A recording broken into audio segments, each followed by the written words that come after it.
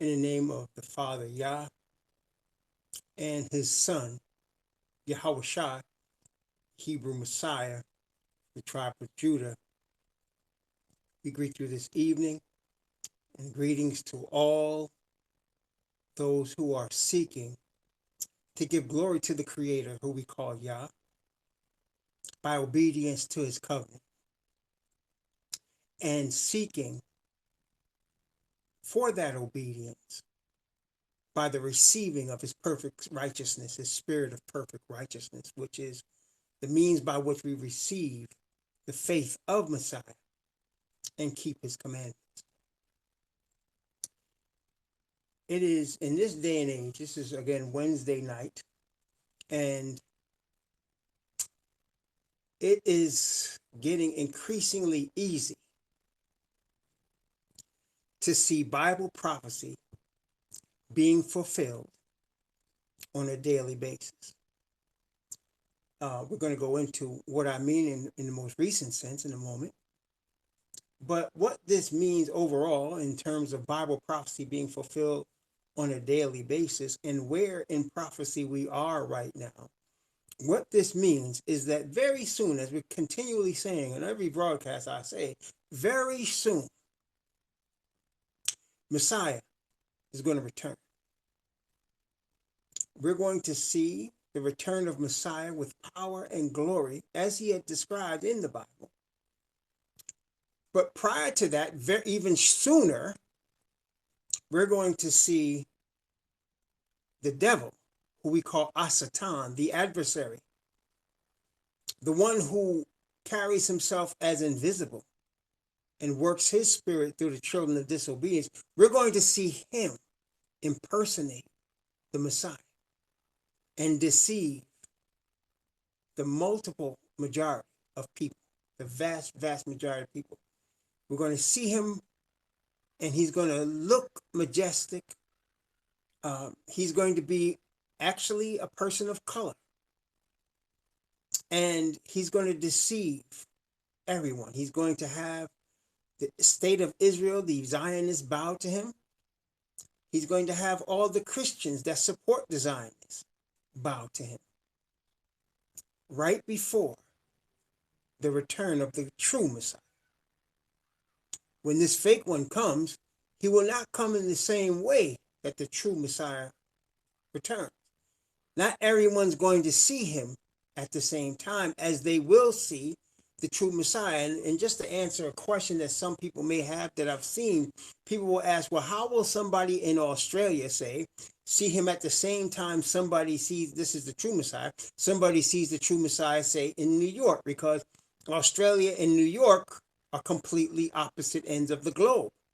How will somebody see him in China at the same time somebody might see him in Los Angeles? I want to say to you all one thing. What we need to understand is the Creator created time and space. He lives in eternity. The Bible says he inhabited eternity. So he's above the time and space that he's created, just like he's above everything on earth that he's created. Being that he controls time and space and dimensions, he can cause all the world to see him at the same time. Okay? People so underestimate the power of the Creator and are so used to doing that they can't fathom that he actually can do anything. That nothing is impossible for him. Okay? And in being able to show all people at the same time the return of Messiah in power and glory, he's not breaking any of his laws, because again, he created the laws of nature. And there are laws of nature that he has that are above us. Laws of dimension we know nothing about. Okay? But very soon we're going to see Asatan posed as Messiah. He will not be able to come with that power so that someone in Australia will see him at the same time as someone in New York, and someone in Hong Kong will see him at the same time as someone in Southern California. He would not come like that. but he will appear here and there as Messiah showed us in his word. And let's take a look at that in Matthew chapter 24. Matthew chapter 24.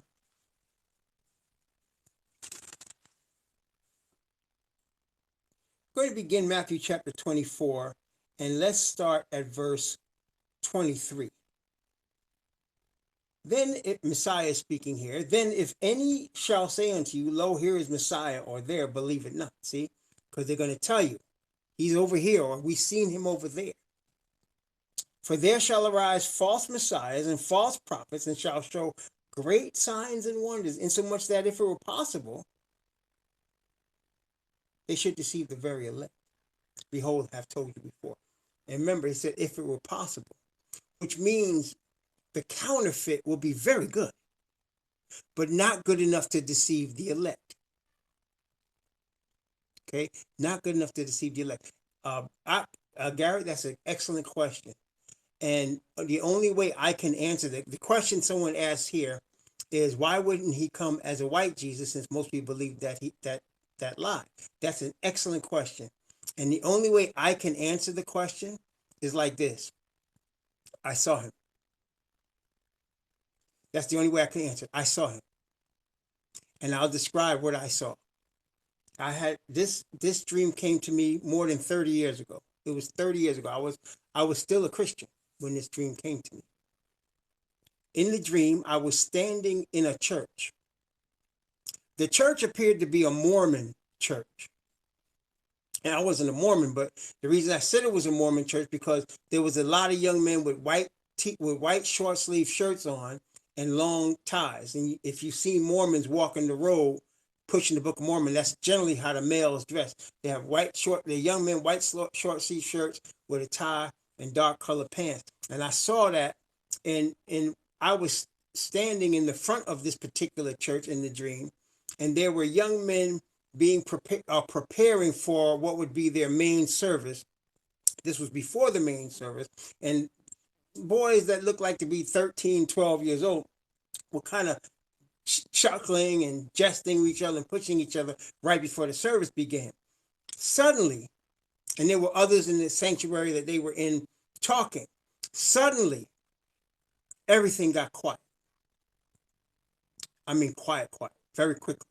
And I wondered what happened, and I looked to the back. My eyes were drawn to the back of this sanctuary, and a being walked in.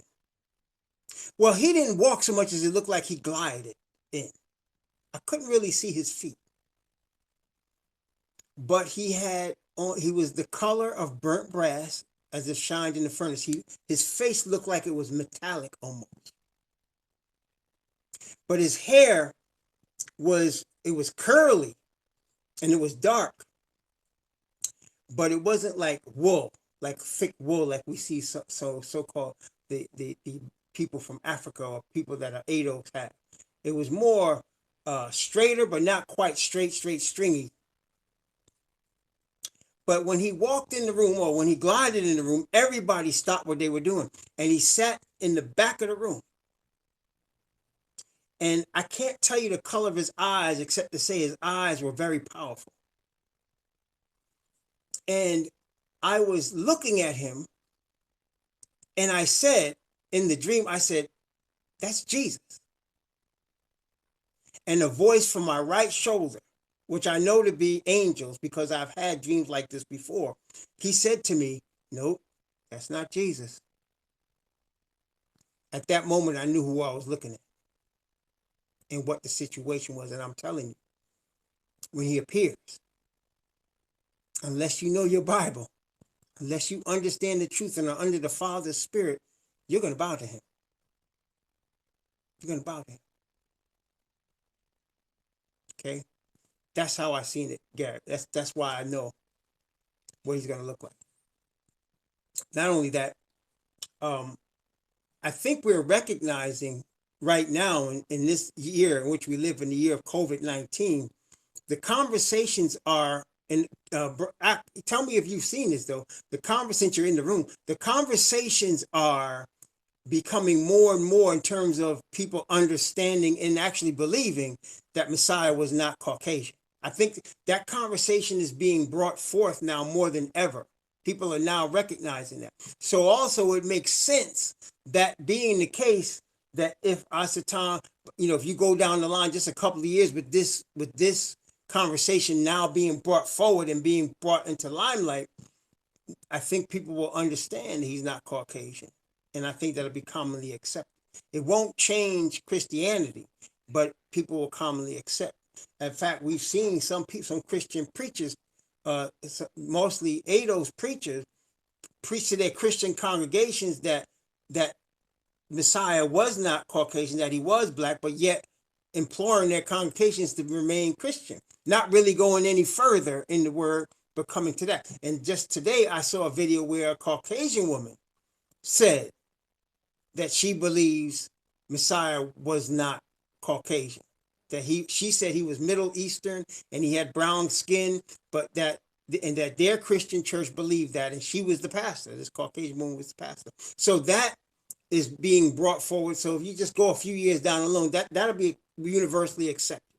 The truth about being Hebrew won't be universally accepted, but the color of Messiah will be universally accepted.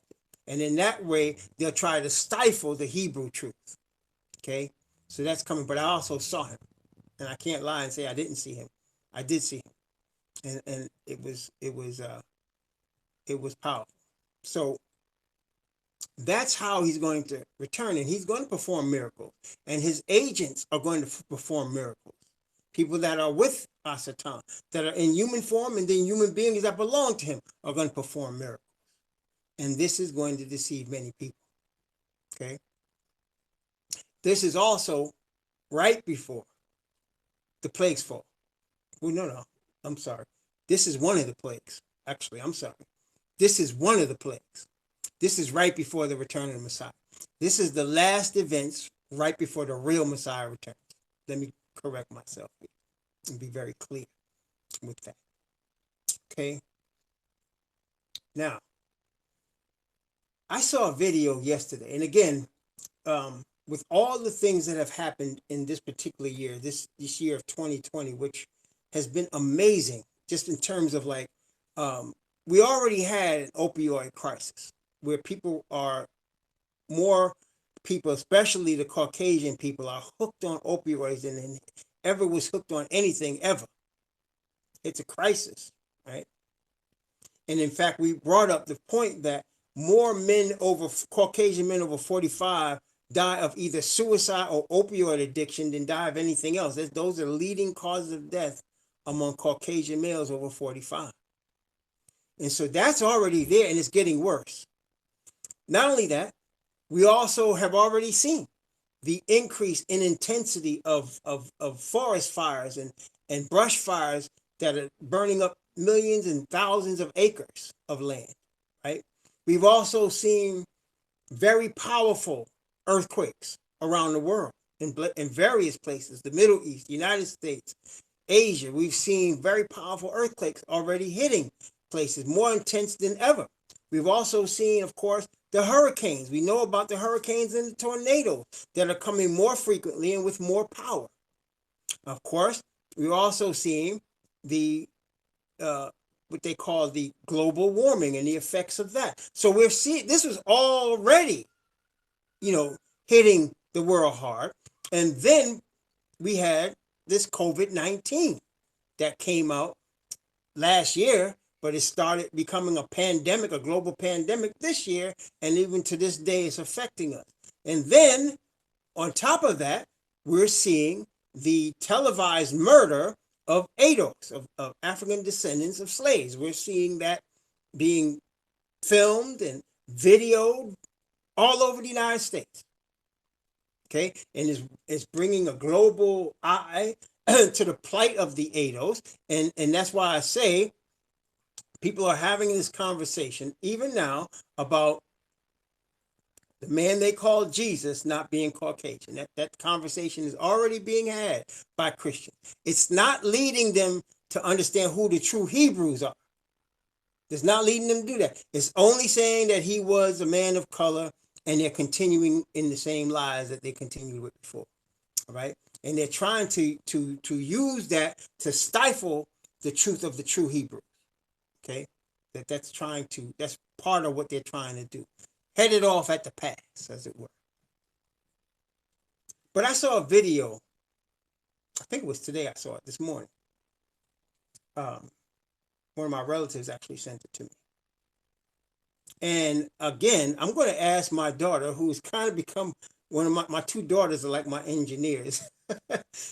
So I'm going to ask, at some point, if she can put that small, it's like, I think the clip is like 5 minutes long. If she can put it in front of this video, like I did with the other one, How We Will Win, when I put the sister's video in front of what I was speaking on. But in this particular one, okay, the brother was about to enter a convenience store. I believe it was a convenience store. As he was entering the convenience store, there was a Caucasian couple where the husband and wife, where the wife fell. He didn't know why she fell. He knew she was on the ground. And the husband was having trouble picking her up off the ground. So the ADOS man, the so-called Negro, the so-called black man, and walked up to the Caucasian man and said, "Sir, do you want me to help you with your wife? Let me help you."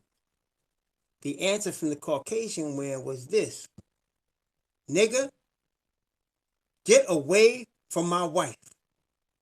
That was the answer of the Caucasian man. "Nigga, get away from my wife." He had never met this ADOS. ADOS had never met them. He was just offering to help him get his wife up.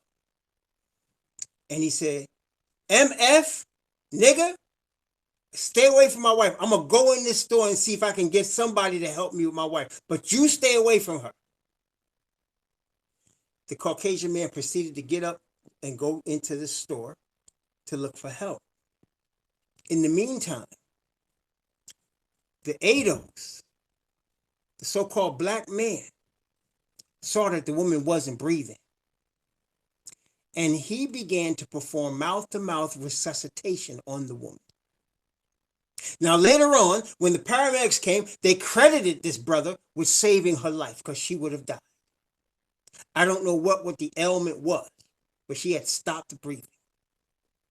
And the brother was giving her mouth-to-mouth resuscitation that brought her back. Her husband comes out the store and said, "Nigga, I thought I told you to stay away from my wife." The person he brought out the store said to the man, "Leave him because he could be saving her life and nobody else is going to give her mouth-to-mouth resuscitation here." The ambulance arrived and the paramedics and several onlookers thanked the ADOS for saving the woman's life. But her husband was still cursing, and he jumped into the ambulance with his wife and never said anything else to the person who saved his wife's life. This had a profound effect on the ADOS, so-called black man involved. He was shaken to the point of tears because he did not understand that level of hatred. He didn't know that man. That man did not know him. But the hatred that was spewed out, even as he was trying to save the man's wife's life, he did not understand or comprehend that level of hatred. And it hurt him. He didn't understand. That's why he did the video. He said, "I don't understand why he hated me that much. Simply because of the color of my skin." But it reminded me of Bible prophecy. Reminded me of Bible prophecy. First off, we're in Matthew 24. So while we're here, there's a part of it here, but we're gonna explore some other parts as well. In Matthew chapter 24, we're gonna begin at verse 10 and go down from verse 10 and go down to verse 12. 10 to 12, Matthew 24. "Then shall many be offended, and shall betray one another, and shall hate one another. And many false prophets shall arise and shall deceive many. I think at least 3 times in this narrative of Matthew 24, Messiah mentions false prophets.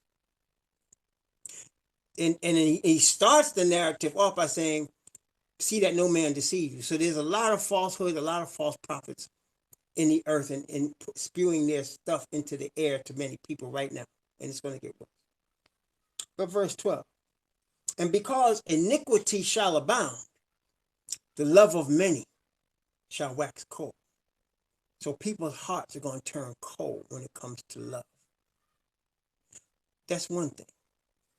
Let's turn also, because Messiah also mentioned that as it was in the days of Noah, so shall it be in the return of the Son of Man. He mentioned that. So let's go back and look for a second at the days of Noah and look at what the Messiah, what the Father Spirit told to Noah as he was preparing an ark to the saving of his house. In Genesis chapter 6, beginning at verse 1, and go from verse 1 down to verse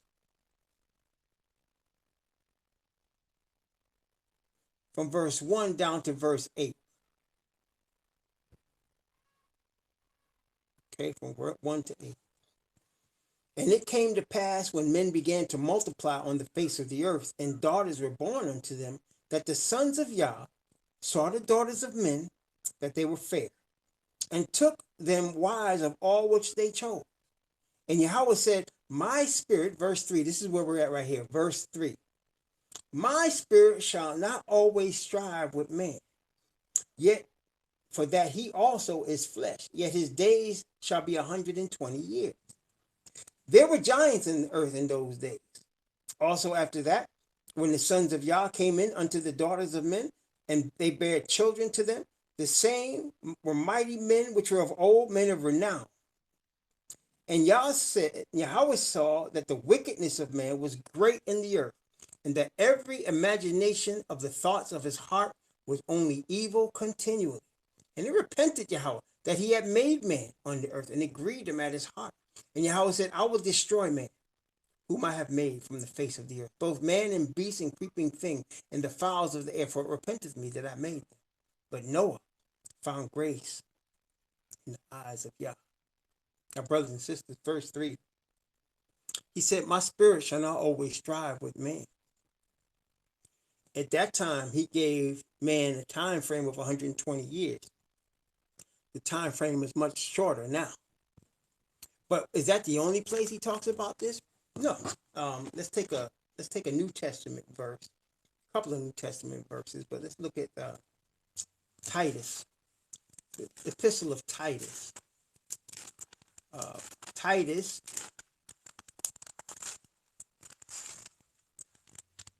chapter 2. Titus chapter 2. Let's compare these two scriptures. For he said, my spirit shall not always strive with man. Messiah said, as it was in the days of Noah, so shall it be in the return of the Son of Man. And here in Titus chapter 2, it says, beginning at verse 11,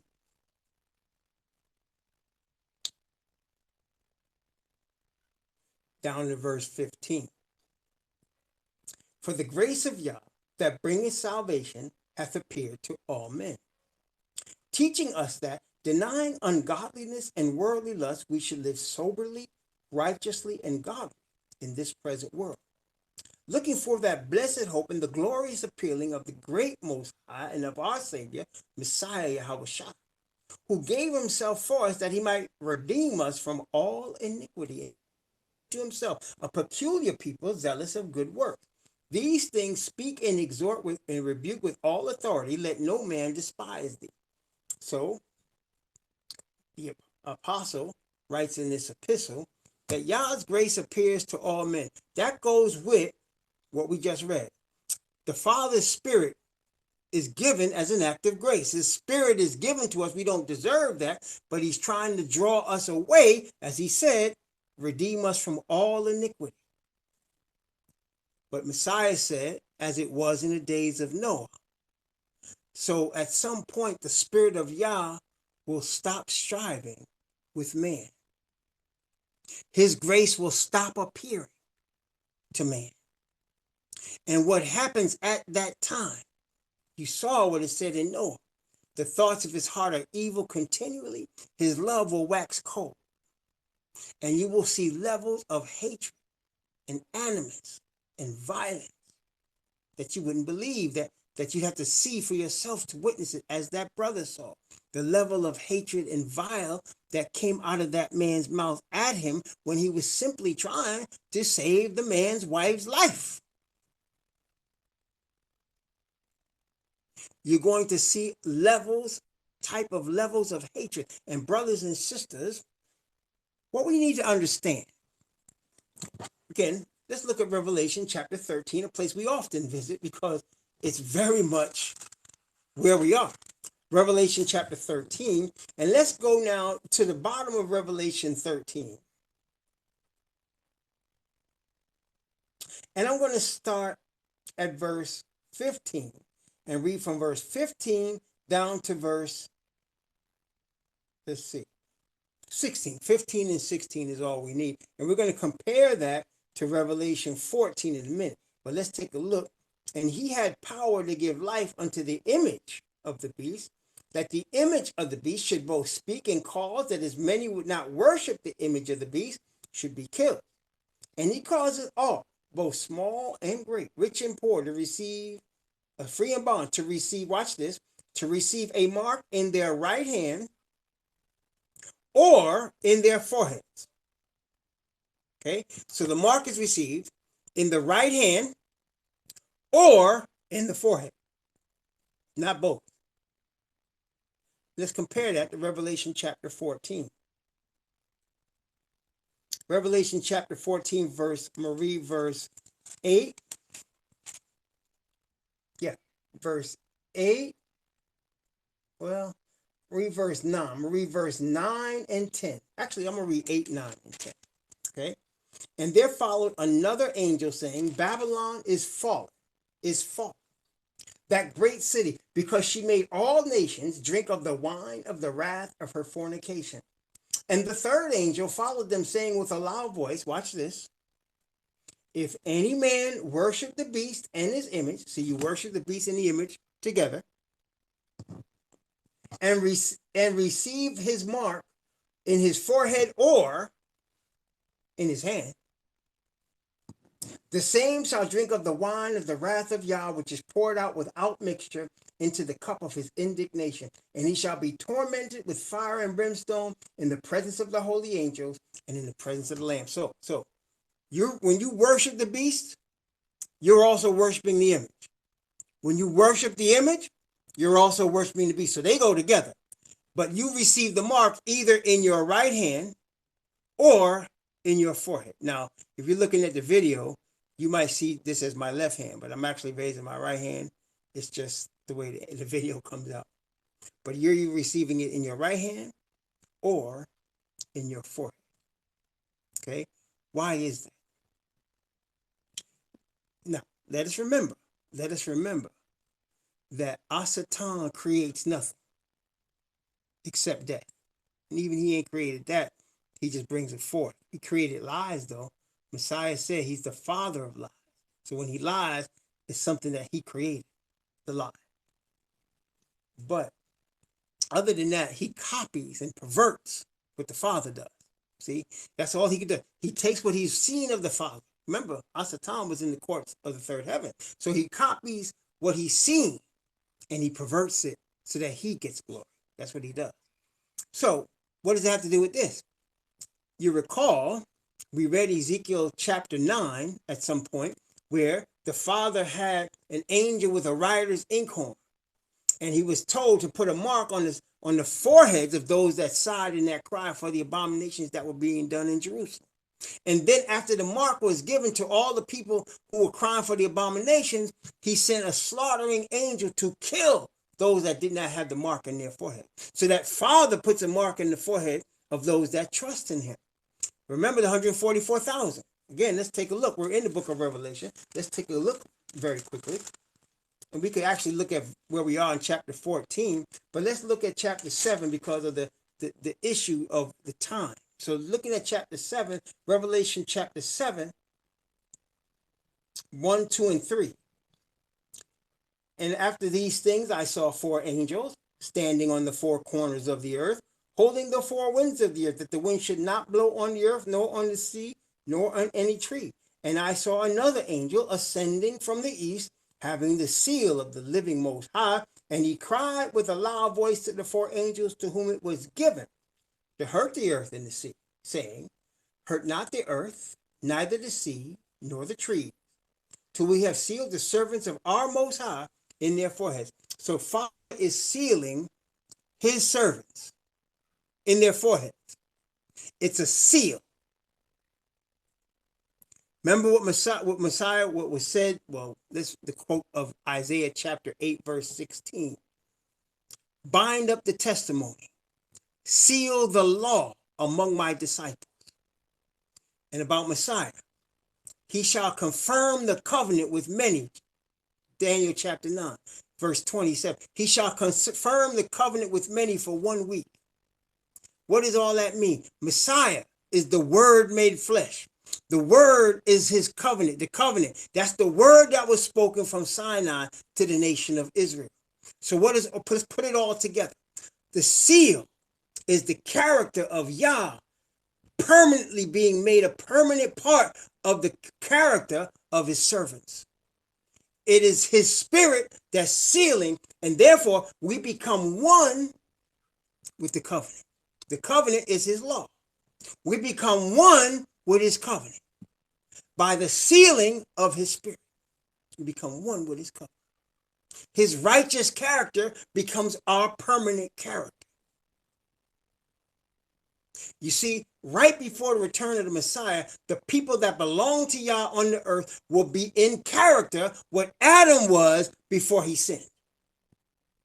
Adam was made in the image of Yah. Mostly that's character. I mean, physically he was also, but we're speaking now on the more important part of the character.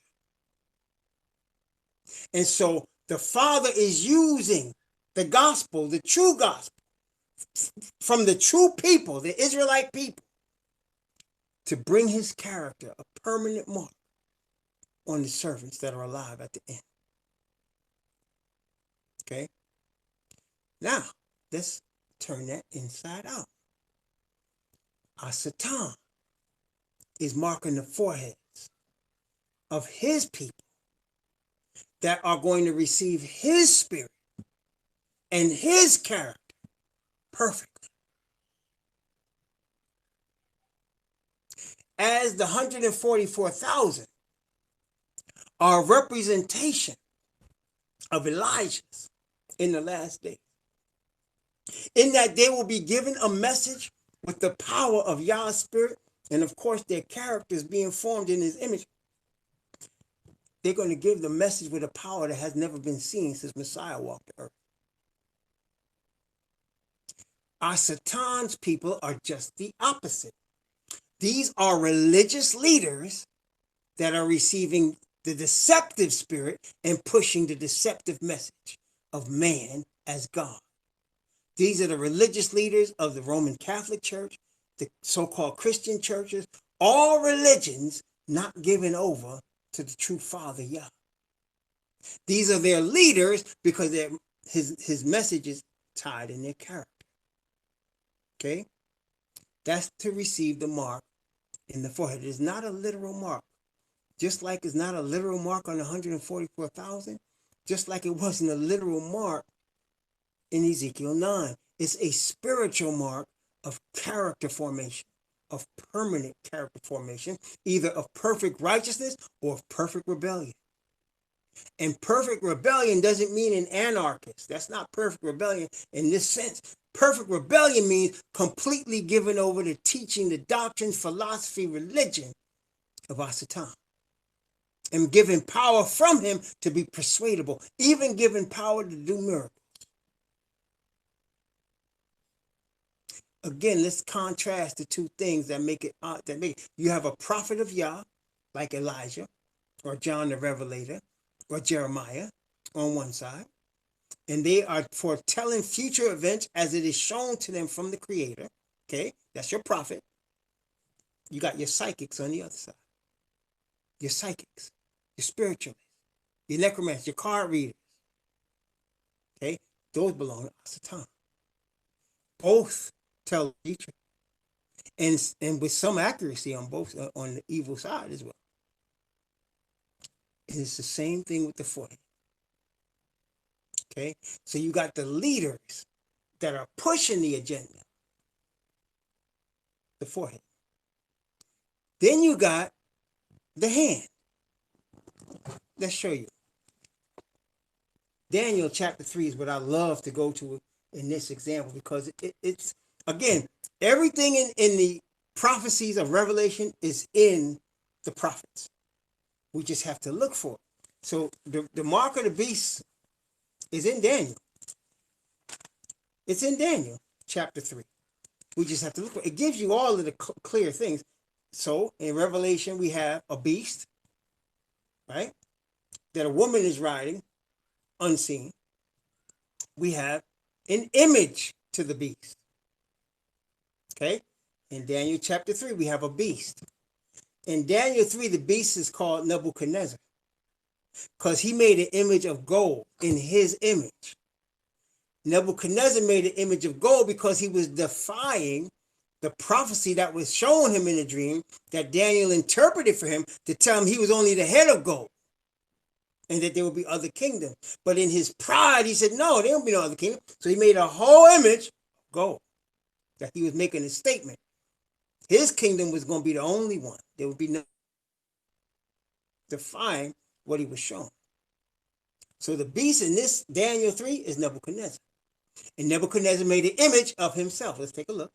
Daniel chapter 3, beginning at verse 1. Daniel 3, beginning at verse 1.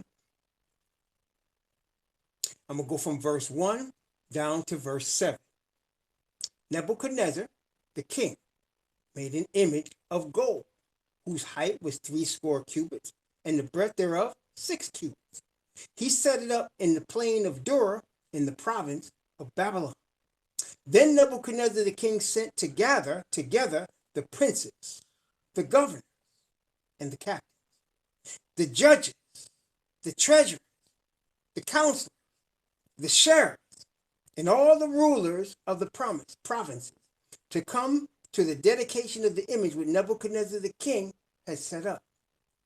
Then the princes, the governors, and captains, the judges, the treasurers, the counselors, the sheriffs, and all the rulers of the provinces were gathered together unto the dedication of the image that Nebuchadnezzar the king had set up. And they stood before the image that Nebuchadnezzar had set up.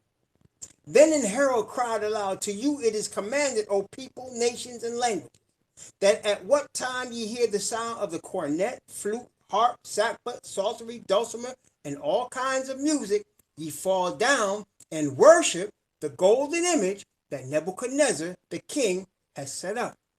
And whoso falleth not down and worshipeth shall the same hour be cast into the midst of a burning fiery furnace. Therefore, at that time, when all the people heard the sound of the cornet, flute, harp, sackbut, psaltery, and all kinds of music, all the people, the nations, and the languages fell down and worshiped the golden image that Nebuchadnezzar the king has set up. So I want you to notice there was obviously a crowd of people. Now, in the book of Esther, you see that Ahasuerus, who became the Persian king, had 120 provinces. And he said it stretched all the way to India. So it came from Africa through the so-called Middle East all the way into India. That was the then known world. And went north all the way up into what we call now Iraq and Turkey. 120 provinces. Went south all the way down to the sea, to the Persian Gulf, all the way down to the Indian Ocean. It was a huge kingdom. So you can imagine Nebuchadnezzar was the head of gold. He had at least that, right? So he has all of the people from all these different nations, it says languages. They come to the dedication and they bow. Had to be hundreds, if not thousands of people out there. These are all his leaders. So if you got the leaders, you're going to get the common people. Okay, that's how everything works. That's how it works even today. They put the leaders out there, the government leaders, the entertainment leaders, the political leaders, the business leaders, and then everybody follow what they say. That happens right now. Religious leaders, okay? Stupid president telling people.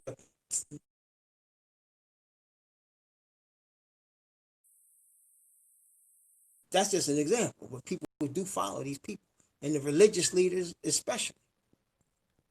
So you had all these people out there. You had the king making an announcement, and his herald cried out. So that represents those that receive the mark in their forehead. Then you had, of course, we know of the three Hebrews, Hananiah, Mishael, and Azariah. Now, Daniel wasn't there. Some people ask, well, why was Daniel not there? It's very clear if you really study chapter 2, from whence he brought the image, he got the idea for this image from chapter 2. What did he do with Daniel? He worshiped Daniel. He burnt incense to Daniel. It would be stupid for him to have Daniel stand out there and know that Daniel wasn't going to bow. Okay? So that's why Daniel wasn't there. You don't see no mention of Daniel. But he had his homies out there, because he thought maybe he could force them. Okay? But they did not bow. As we know, Hananiah, Mishael, Azariah said, throw us in the fire. We ain't got to think about this. So they are receiving Yah's mark in their foreheads. The rest of the people that just bow so they don't have to get thrown in the furnace, that's the right hand. You understand? That's the right hand. That's the right hand of fellowship with the enemy. That's the right hand of fellowship. Remember what Paul said? The apostle in the book of Galatians? He said when they saw the faith that the testimony of the Hebrews brought about the Hebrew Messiah, they said that the brothers that was in Jerusalem gave him what? The right hand of fellowship. What does that mean? That means you down. We accept you. All these brothers standing out here that day that bowed, they received the right hand of fellowship. They didn't have it in their foreheads. It's not like they were given over to the doctrines. They all had their own gods. They come from all different provinces, but they didn't want to get thrown in that fire. So they received the right hand of fellowship. You in it. It's the same thing today. It's not the majority of people that are pushing the agendas we're seeing now. It's the 1%. It's the very top. It's the spiritual wickedness in high places. The majority of people will go along with it because everybody got their own agenda. And a minority will not receive it. That's why it's 144,000 receiving. This sounds like a lot, right? You got 7 billion people on the planet Earth. You got 1 billion in India alone, 2 billion in China. You got another billion plus on the continent of Africa. You got 7 billion people on the planet. 1% of the 7 billion, just to break it down for you, 10%, let's start that way. 10% of 7 billion is 700 million. 1% of 7 billion is 70 million. 1/10 of 1% of 7 billion is 7 million. That's 1/10 of 1% of the Earth's population. Let's assume they reduce the population by half through war and disease, which is what they want to do. Okay, so now you got 3.5 billion left. Still, 3.5 billion, 350 million is 10%, 35 million is 1%, 3.5 million is 1/10 of 1%. Excuse me. I'm sorry again. 350 million is 10%, 35 million is 1%, 3.5 million is 1/10 of 1%. And 1/100th of 1% is 350,000. See, the number is small. It's small. It's small. Even if 1 million people worldwide receive this truth from the 144,000, it's a very small number. Very small. Okay? The majority of people are going to receive it in their hand because they're just going to go along with the flow. That's what most people do. All of Yah's chosen people will have had to take a decided stand for the truth. All. Not one will not have to take a decided stand. Will be forced by situation and circumstance, by providence, to have to take a decided stand for the truth. Now, brothers and sisters, I will say, and I must say, in fact, this is one of the points of the video today, is most people believe the news media. And most people believe the news media even above Bible prophecy. Most people don't even know Bible prophecy. As we saw in the book of Revelation, prophecy is for the servants of Yah. Not everybody's going to understand or even care to. That's the thing. It's not like it's tricky or anything. People don't even care to understand. And those that begin to read it have agendas that have to do with making money. People are trying to make money off the word. I mean, it's been since there was a word.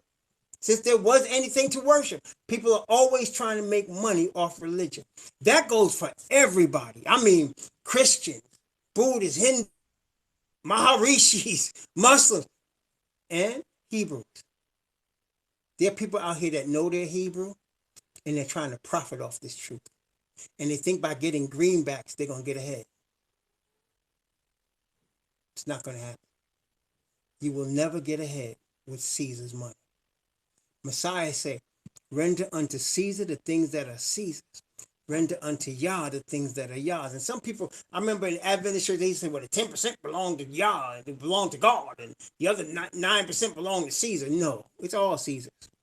Remember what Messiah did? He says, raise the coin. Whose picture is that? It was Caesar's. He said, render him what's his. All that belongs to him. What does my God want? What does our God want from us? Our whole heart, soul, mind, and strength. He wants us to receive of his spirit and be obedient to his commandments. That's what he's looking for us. To receive the doctrine of justification by faith. We look, said Galatians, for the spirit of righteousness by faith. The gift of righteousness that calls us to keep the commandments. Here is the patience of the saints. Here are they that keep the commandments of Yah and have the faith of Messiah. Faith of Messiah is righteousness. So you receive Yah's righteousness that you might keep his commandments. It's like two pieces of a puzzle, that verse. That's Revelation 14:12. You keep the commandments by receiving the spirit of the Father, which is faith of Messiah. Or also, it says in Revelation chapter 17, verse 12, Revelation chapter 17, chapter 12, verse 17, Revelation 12:17, the testimony of Yahushua. That's still the same thing. Testimony of Jesus is faith of Jesus, is Father's righteousness. Let me just give you a couple of scriptures, because that's important. So let me give you a couple of scriptures for that. First, let's look at Philippians chapter 3. Philippians chapter 3.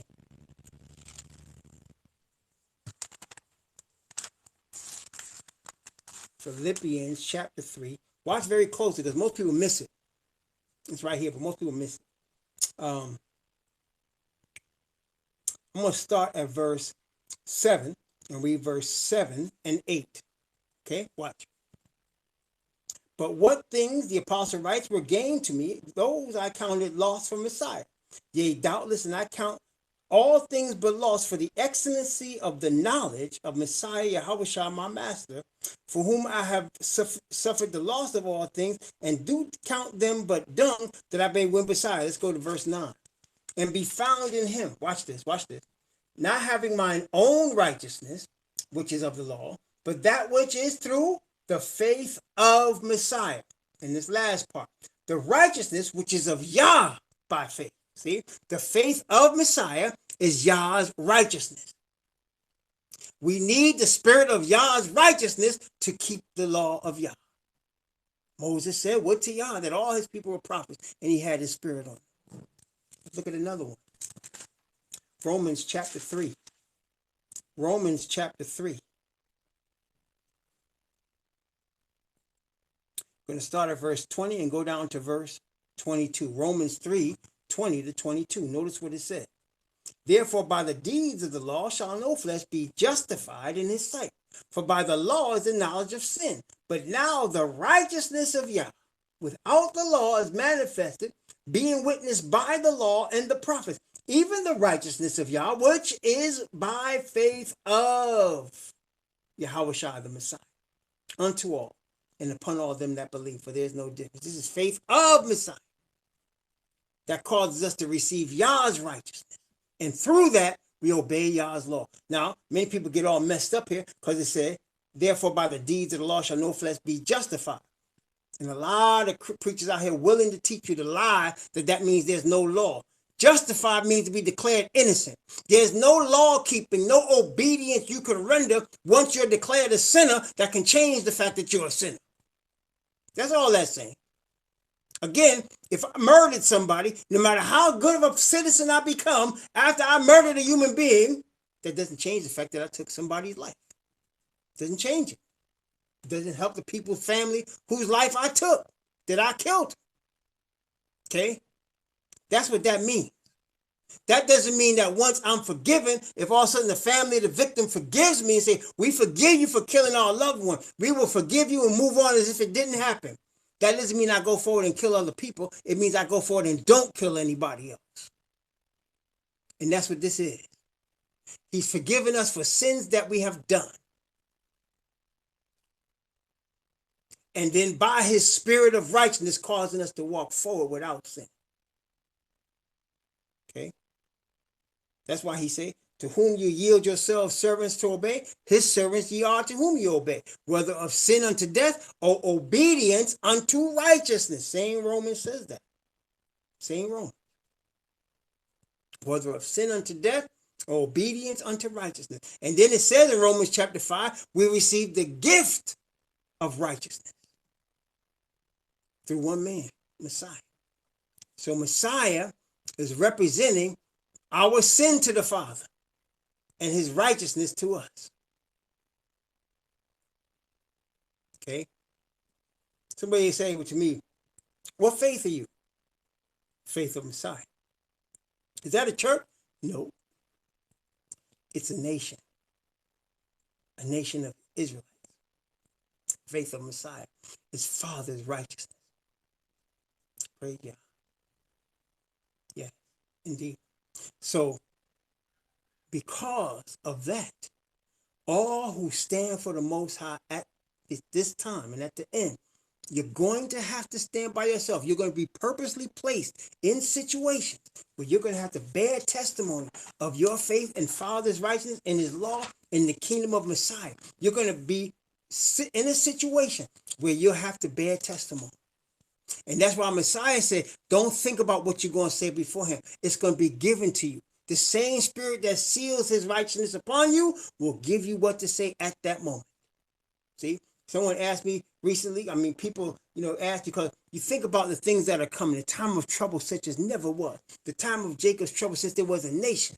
And we're going to go through that. Everybody going to go through that. And some people get a little frightened, and understandably so. It's going to be a scary time. But what we need to remember is Yah will never put on anything upon us that we were not able to bear, and will also make a way of escape, the Bible says, that we'll be able to bear it. Also, we need to understand, we receive grace and power as it is needed.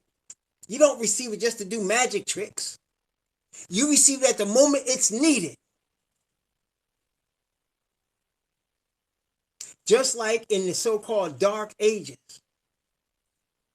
The Dark Ages, which is the Middle Ages, they call it the Middle Ages, but really it was also called the Dark Ages, because that's when the Romans' power was at its political and religious height, which is now coming back to that.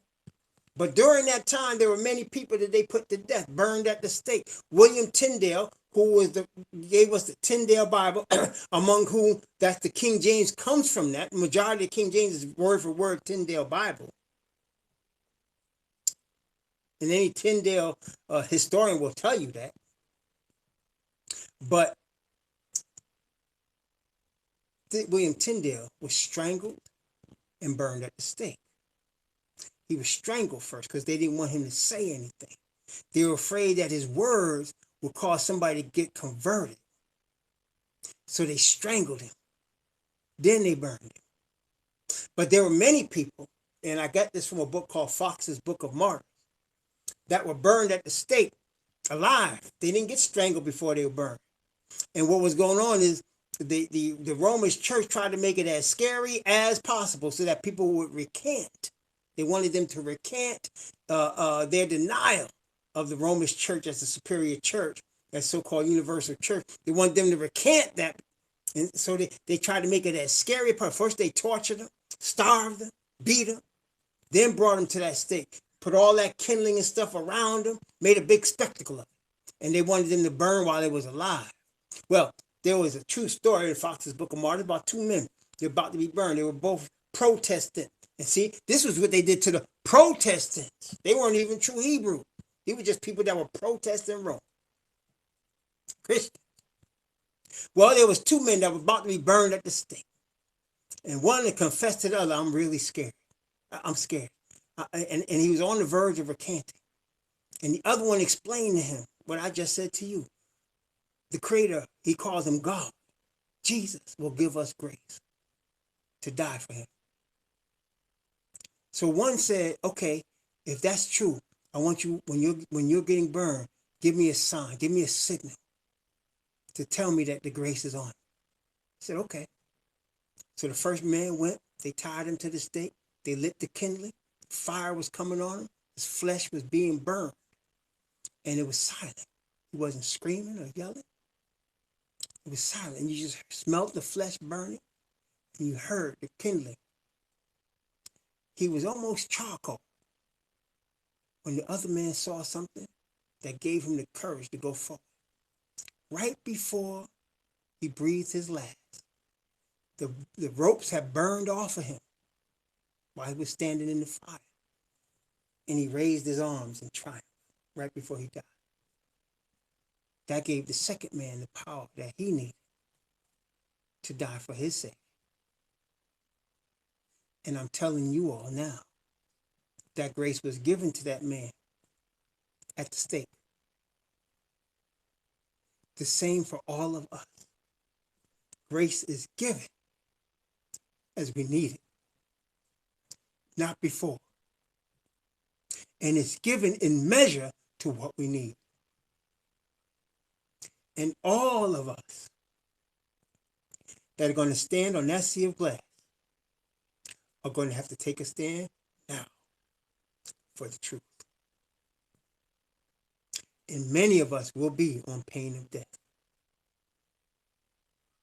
That's why the Bible does say, and it mentions in Revelation chapter 20. Revelation chapter 20.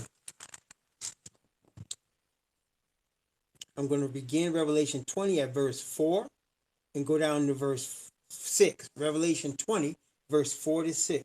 And I saw thrones, and they sat upon them, and judgment was given unto them. And I saw the souls of them that were be for the witness of Yahushua and the word of Yah, which had not worshipped the beast, neither his image, neither had received his mark upon their foreheads or in their hands. And they lived and reigned with Messiah 1,000 years. But the rest of the dead lived not again until the 1,000 years were finished. This is the first resurrection. This is also Ezekiel chapter 39. Blessed and holy is he that hath part in the first resurrection, on such the second death hath no power, but they shall be priests of Yah and of Messiah, and shall reign with him 1,000 years. There are all these people that received that power of grace to die on behalf of the truth of the Messiah and of the Father, will reign with Messiah for 1,000 years. They're going to sit on throne. They deserve that. Well, none of us deserve it, but they should get it for paying the ultimate penalty for the truth. And grace was given to every one of them before they died.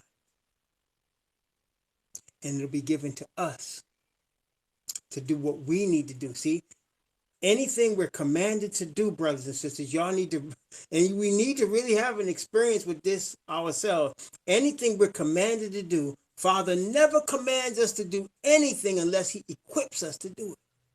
That's why it pains me to hear people talk about, well, he gave them a law and they couldn't keep it. Father wouldn't give you no law you couldn't keep.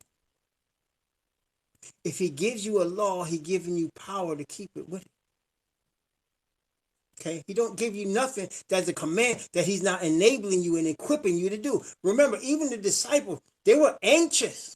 They were excited. They were hungry to witness for the Messiah. But he said, wait until you receive power.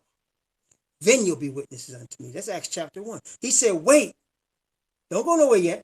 until you receive power. See, he wants to equip them before they go out for him. It's the same with us. See? As he called us by the power of his spirit of righteousness to himself, and we receive that by conviction. We receive that as he called us. He equips us. He called us by that spirit, and whatever he commands us to do, he's going to equip us by that spirit. Okay? Now, the news media gets most people don't even believe that. They might even believe it in theory, but they don't know anything about it personally. That's why I say, brothers and sisters, if you don't have an experience with your Heavenly Father, it's very simple. Get a quiet place, bathroom even, bedroom.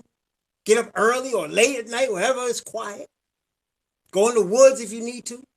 Ask the Father to give you an experience. It's a scary prayer because he'll do it. Say, Father, I need an experience with you. I want to stand for you. Send me an experience. Brothers and sisters, guaranteed, he'll give you one. Okay? He'll give you one. Matter of fact, he'll give you several.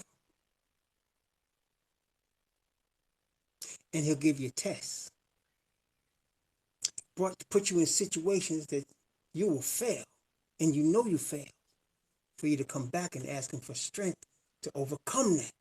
Then he'll put you back in the situation and give you an opportunity to pass. He'll put you in a situation that will pluck your last nerve. That's him testing. Many times you'll fail, believe me. I know. But then you get back on your knees and you recount the situation. You ask for forgiveness, which he's readily do through the Messiah. And it's not over yet. He's going to later put you back in the situation. And you're going to remember that you were in this situation before. Give you a chance to pass. And you will. Because brothers and sisters, it's the victory that counts, not the failure. You need to understand that. That's what grace is about. It's the victory that counts. So that in the book of remembrance, next to my name and your name, when we stand in the kingdom with Messiah and all the prophets, it's going to be in there nothing but victory. No sin in there. You just go, how is that possible? Because the victory counts, not the failure. The failure is given or covered over by Messiah's righteousness. The Father's righteousness given us through Messiah. Failure is a cover. Blessed is he, David wrote, whose sin is forgiven, whose transgression is forgiven, whose sin is covered. Psalm 32. Blessed is he to whom Yahweh will not impute sin. That happens when we're covered under this perfect righteousness of the Father. That's how we overcome. That's how we overcome all. But you got to have your own experience. I can't give you mine, and you can't give me yours. We got to have our own experience. The news media tells us lies continually, yet most people believe the news media about Bible prophecy. What I just told you, what we've been sharing here for the last hour, is Bible prophecy. And most people think it's ridiculous, and that's okay. I have no problem. All the people think it's ridiculous, because you know what? They thought they thought he was ridiculous. That's why only 8 people were on the ark. The majority of people thought Messiah was crazy and that he had a devil. Always, Yah chooses a minority. Always. He chooses the people that are on the bottom. Always. Always. And he brings them on top. He told Gideon, you got too many men, brother. I don't want you thinking this victory came from you. You got too many men. Send a lot of them home. He was going up against armies that were 6 figures in men, hundreds of thousands. He said, you go up there with 300. Now you know I gave you the victory. And that's the way it's going to be. You're never going to be in the majority. You're never going to be having a deep crew with you when you need it the most. It's going to be just you and your Father. And you need to be able to stand for him. And it's all right if you don't have the strength. That's what the apostle meant when he said, Yah's strength is made perfect in weakness. Acknowledging your weakness and coming to your Father, that's the key to the victory. Acknowledging you scared and coming to him, that's the key to the victory. The apostles did. They were scared when they got threatened by the Pharisees in the book of Acts. They were scared. And they went to the Father and they said, please, for your holy son's sake, give us boldness. And the Bible says that the house shook again. They filled with boldness. Had no problem standing up there a second time. No problem. The victory is Father's. And the victories are what count, not the defeats. As long as we come to him through Messiah. The news media, they paint things a certain way. They tell you about this candidate or that one. They tell you about the economy. They tell you all this stuff. They're continually shaping the narrative. What does that mean? They're trying to teach you how to think about what? They're forming an opinion for you and they want you to accept it. That's the devil's way. He forms an opinion and he whispers it to you for you to accept it. And when you accept it, you end up in a bad place. And you think it was you, but it wasn't you. It was you accepting that suggestion. And that's what the media does. It puts pictures and frames and stuff in front of you.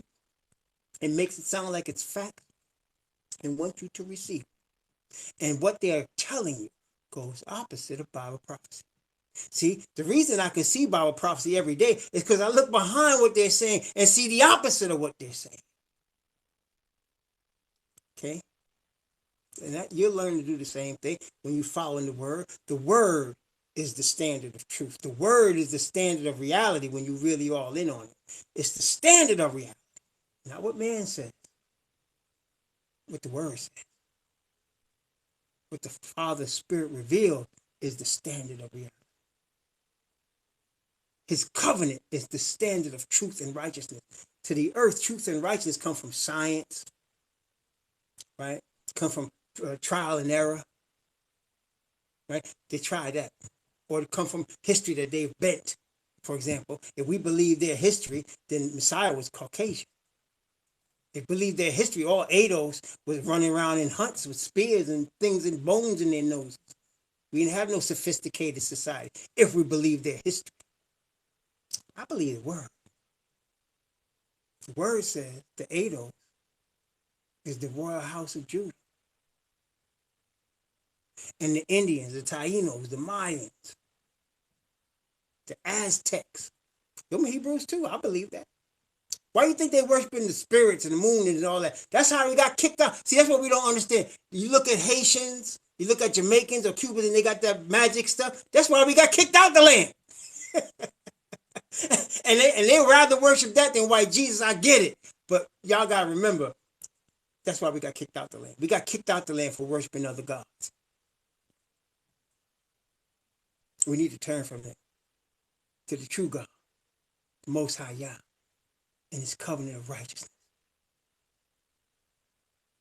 So to the news media, when I say to y'all that the beast is Rome, and the whore is the church, the religious part of Rome, and the beast is the political part of Rome, I'm crazy. And that's all right. I'll be crazy. I'm going to put all my chips. If this was gambling, I'm putting all my chips on this book right here. I'm putting it all on this book right here. Ride it all on it. And if I'm wrong, I'll just be wrong. Okay? Period. And that's how it's got to be. All in. All in or do something else, man. And don't try to follow people that's trying to profit off this thing, man. There's brothers that make really elaborate videos and they looking to make money off the videos for this truth about us being Hebrews. I don't trust these people that do that. Because dollar bills are not going to help us. Our Creator is the only one that can help us. And the angels that he sent to protect us, to guide our way, and his spirit. These are more powerful than any dollar bill could ever be. Than any gold can ever be. Way more powerful. We praise him for that.